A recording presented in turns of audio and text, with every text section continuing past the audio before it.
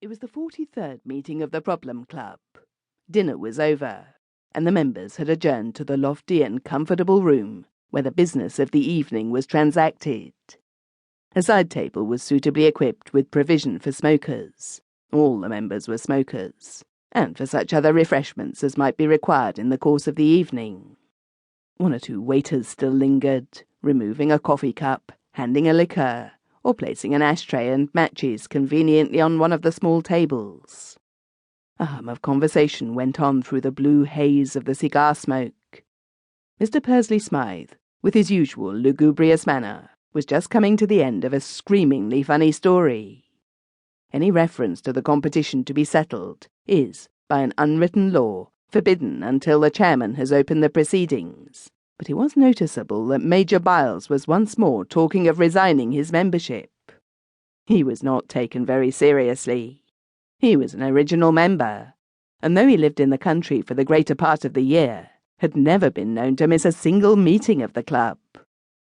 His continuous bad luck in the competitions had irritated him, but nobody believed in his threat of resignation, and it may be doubted if he quite believed in it himself. The waiters left the room, and Sir Charles Bunford, an elderly gentleman of distinguished appearance, who was chairman for the evening, took his place at his table and arranged his papers. Among them the club cheque-book showed temptingly. In accordance with the club custom, by which the chairman at one meeting acted as secretary at the next, Dr. Alden took his seat beside Sir Charles and prepared to make a note of the proceedings for the club minute-book. Conversation ceased. The other members seated themselves informally in a semicircle of easy-chairs. There was indeed a marked absence of formality at the Problem Club. There was no order of precedence.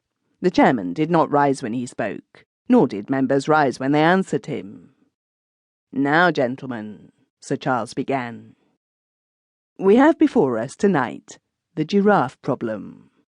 I will read it out to you as worded by our esteemed friend Leonard. It is required to induce a woman who is unaware of your intention to say to you, 'You ought to have been a giraffe.' Now, of course, I'm not a competitor, but I must say that I'm sorry I'm not. Upon my word, I don't think Leonard has ever given us anything quite so easy." There were several dissentient voices. "Not a bit of it. Can't agree with you there, Bunford. Wish I'd found it so.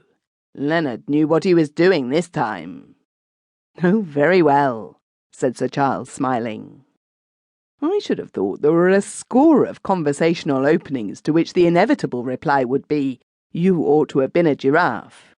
I may be wrong, but I still expect that the prize tonight will have to be divided between 4 or 5 of you. However, we'll see what luck you've had. I'll begin with you, Doctor, and then go on in the direction of the sun and the wine." Dr. Alden shook his head. He had a strong head, an alert expression, and a bright eye. "No good," he said.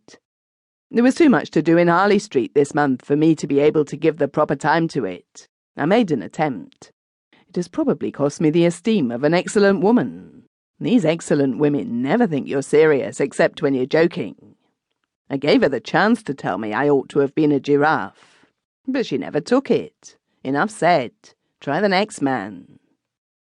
"The next is our only Member of Parliament, Mr. Harding Pope." "Not competing this month," said Mr. Pope rather pompously. "My constituency has made great demands upon me, and I'm unable to defend my entrance fee. Fortunately, the pleasure of the company in which I find myself is worth far more." "That's all right," said Sir Charles warningly. "But don't get too slack. We've got a long waiting list. What about you, Major Byles?" "My usual luck," said the Major. "I worked the whole thing out completely, and made all the necessary preparations. I was down at my cottage at the time.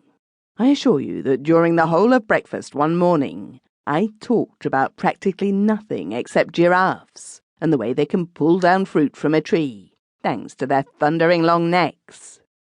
My wife, the children's governess, and Mrs. Hebor, who was stopping with us, all heard me, though I can't say they seemed particularly interested.